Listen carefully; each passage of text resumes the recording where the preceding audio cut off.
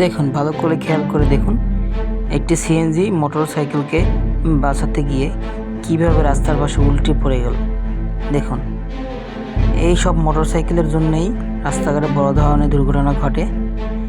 এই মোটরসাইকেলটি যখন দেখলো সিএনজিটা উল্টে গেছে, তখন সে পালিয়ে গেল। কাজটা তো অবশ্যই খারাপ কাজ করেছে, কাজ ঠিক করেনি। তো যারা রাস্তাঘাটে এভাবে মোটরসাইকেল চালান, কাইন্ডলি ডানে বামে তাকিয়ে চালাবেন, মানুষের জন্য কোনো ক্ষতি বা ক্ষয়ক্ষতি না হয়।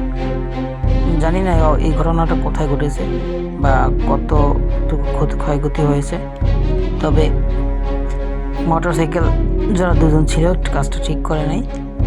তারা যদি সেখানে যেত এবং তাদেরকে উদ্ধারের হাত বাড়াতো উদ্ধার কাজে, হয়তো বা বড় ধরনের ক্ষয়ক্ষতি থেকে সিএনজির প্যাসেঞ্জার বা চালক রেহাই পেত।